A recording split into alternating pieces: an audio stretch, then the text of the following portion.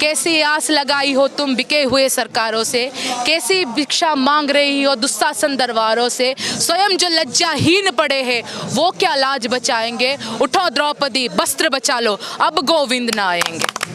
ये पहलवानों का ये धरना आज 13वां दिन है, कब पता चला आपको इसके बारे में? जी हमें पहले दिन से पता है, क्योंकि आप सच्चाई को जितना भी दबाने की कोशिश करो पर सच्चाई दबती नहीं है। जैसे ब्रिटिश ने दबाने की कोशिश की थी ना भारत के संग्राम को, पर वो दबी नहीं, वैसे ही एक आंदोलन है। क्योंकि खिलाड़ी हमारे लिए दिन रात मेहनत करके हमारे लिए मेडल्स लाते, कोई नेता कोई मंत्री हमारे लिए मेडल नहीं लाता। यहाँ पे मैं किसी पार्टी या फिर किसी दल के तरफ से नहीं आई हूँ, मैं यहाँ पे भारत के तरफ से आई हूँ। क्योंकि वो जब जीते ना तो उन्होंने अपने परिवार को नाम नहीं उठाया, अपना नाम नहीं उठाया, उन्होंने तिरंगे को उठाया था, मेरे देश को उठाया था। उसी तरह आज जब वो रो रही है ना तो मेरा पूरा देश रो रहा है उनके साथ। वो जब एक बेटी रोती है ना देश की, तब सारे बेटियां उनके साथ रोती है। वो क्या कर रही है सर, अपना न्याय मांग रही है ना, तो दे दीजिए न्याय।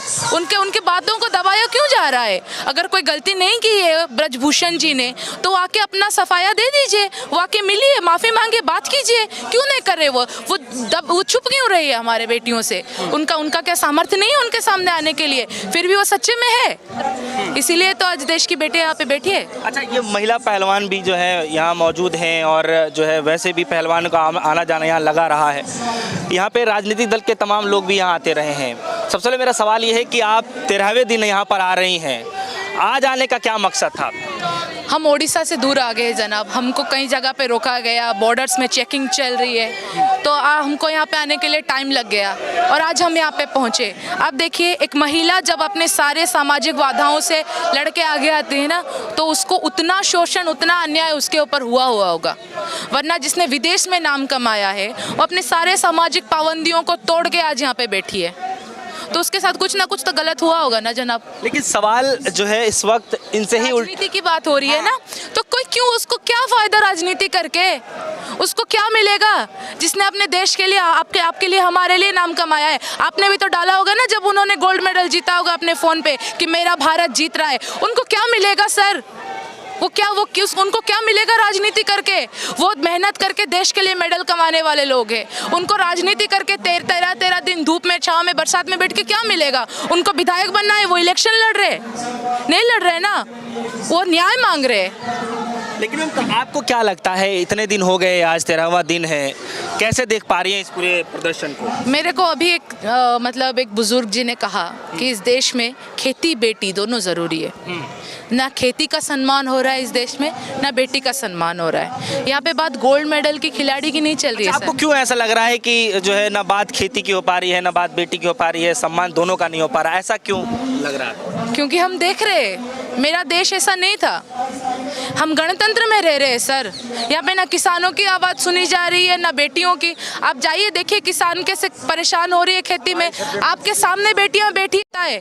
आप लोग मीडिया वालों से हो, आप लोग रोज कवर करते हो कहाँ पे गणधर्षण हो रहा है, कहाँ पे बेटियों को मार दिया जा रहा है, कहाँ पे किसी किसानों पे गाड़ी तल चला दी जा रही है। आप बताइए मुझे, आप मुझे बताइए कि खेती और बेटी सुरक्षित है इस देश में? लेकिन सरकार की अगर बात करें तो सरकार जो है बेटियों को लेकर के या फिर महिलाओं को लेकर के जो सशक्तिकरण की बात करती है, उनकी सम्मान की बात करती है, बहुत सी चीज़ें देखने को मिलती हैं।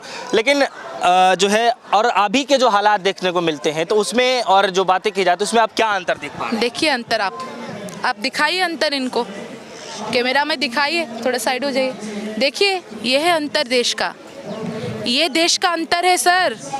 जहाँ पे बेटियां सड़क पे बैठी है अपनी सामाजिक बाधाओं को तोड़कर, ये अंतर है मेरे देश में। रात को लाठियां मारते हैं ये लोग मेरे देश को मारे। ये किसी एक इंसान की बात नहीं है, मेरे देश की बात है। देखिए तिरंगे को मारा जा रहा है यहाँ पे सर, यहाँ पे तिरंगे को मारा जा रहा है। आप में आम आदमी है यहाँ पे, देखिए यही अंतर है। ये रात में जब आपने घटना देखी, जब ये पूरा देखने को मिला वाकया कि जो है 2 पहलवानों को शायद घाव भी लगे थे, सब कुछ हुआ था, ये जब चला देख करके आपके मन में क्या कुछ चल रहा था? मैं तब रास्ते में थी और मेरा मतलब मैं कैसे सोच रही थी कि मैं जाऊँ उनको बचा के मैं खुद पे लाठियाँ लूँ, क्योंकि उन्होंने हमारे लिए जीता है ना, वो हमारे लिए जीते।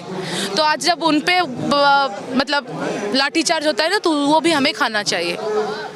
और सरकार उन्हें अपने पीठ के पीछे ना ऐसे छुपा के लेके जा रही है। बातचीत तो कर ही रहे हैं, लगातार कर रहे हैं, कह रहे हैं मैं जो है आरोपी बन करके तो इस्तीफा तो नहीं दूंगा। और तो उनको सरकार को बताइए, उनको लाइए, हम रखेंगे। वो बता रहे हैं ना, एक बेटी की आवाज़, हम गणतंत्र में रहते हैं ना सर, हम लोकतंत्र में रहते हैं। तो वो जब कह रहे हैं कि ऐसा कुछ नहीं, और ये जब कह रहे हैं ऐसा है, तो ये गलत वो सही, तो वो गलत ऐसा ही क्यों नहीं हो सकते? अब बताइए मुझे, अगर मैं आपको बोलूं कि वो सही है वो गलत है, तो आप मानेंगे ना? चलिए, अब जो है 13वां दिन हो रहा है धरने का, अभी तक जो है कोई समाधान शायद निकलता नजर नहीं आ रहा है। सुप्रीम कोर्ट पे भी नहीं निकलेगा, क्योंकि वो एक पर्टिकुलर पार्टी के नहीं निकलेगा। अगर विपक्षी होते या होते तो आज शायद आपके मीडिया वालों में ना इतने बड़े बड़े लेटर्स में रोलिंग चल रहा होता, क्योंकि वो सरकार से है। उनको ना मोदी जी का प्रोटेक्शन मिला हुआ है कि जो बेटियों को धर्षण देगा, जो बेटियों का शोषण करेगा, उनके पीछे हम खड़े रहेंगे। जो कृषक के ऊपर मतलब शोषण करेगा, हम उनके पीछे खड़े रहेंगे। जो मेरा देश का पैसा लूटेगा, हम उनके पीछे दीवार बन के खड़े रहेंगे। वो प्रोटेक्टेड है सर, वो प्रोटेक्टेड है, उनको कुछ नहीं होगा। कह रहे हैं फर्जी धरना है। मैंने आपसे पहले बोला, एक बेटी जो देश विदेश में नाम कमा के आई है, वो आज आपके राजधानी में बैठी है। आपने डाला था ना अपने व्हाट्सएप स्टेटस, अपने फेसबुक पे, मेरा देश कॉमनवेल्थ पे जीत रहा है, आपने डाला था ना, उसी प्रकार आज डालिए। हमारा देश आज रो रहा है, हमारा देश आज सड़क पे बैठा है, तो वो गलत हो गई। वो राजनीति कर रही है, वो झूठ बोल रही है। अच्छा चलिए, आप कह रहे थे कि जो है जिस दिन ये रात में जो घटना हुई थी, आप कह रहे थे कि अगर मैं वहाँ होती तो मैं अपने ऊपर लाठी खा लेती। जरूर खाती सर, जरूर खाती, क्योंकि जब वो जीतते तो हम सीना छोड़ करके बोलते, जब वो रोती है, वो मार खाती, हमारा फर्ज नहीं बनता खाने का। आने में इतना समय क्यों लगा आपको? हम बहुत दूर से आए सर, उड़ीसा से आए, 2000 किलोमीटर दूर से आए हैं हम। इसीलिए टाइम जी, बहुत दूर से हम आए। अच्छा, अभी आप अंदर गए थे, पहलवानों से बातचीत हुई है आपकी? जी जरूर हुई। क्या कुछ बातचीत हुई है? उनका कंठरोध होता है सर, जब सच्चाई को दबाने की बात आती है ना, जब आप सही और आपको दबाव आता है ना, तो आवाज़ बैठ जाती है। उन लोगों का ना आवाज़ बैठ रहा है और उनकी आंखों में नमी है। सच्चाई आंखों से झलकती है सर, जो उनकी आंखों से इनकी आंखों से झलक रही है।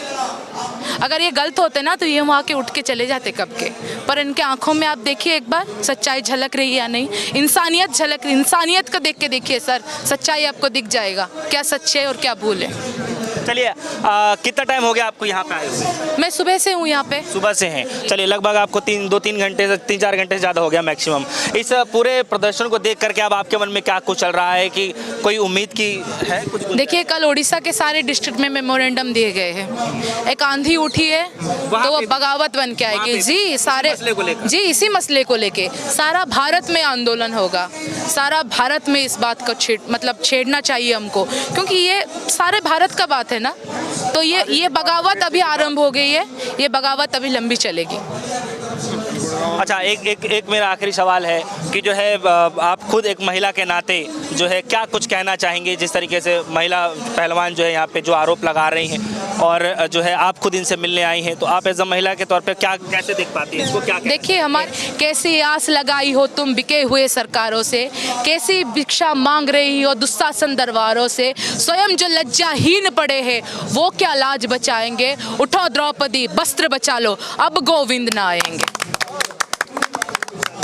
एक बार अपना नाम बता दें। मंशा त्रिपाठी, उड़ीसा से आई हैं? उड़ीसा से। AICC की आप मेंबर भी हैं? जी, पर यहाँ पे फिलहाल एक भारतीय के तौर पे आई हूँ जी।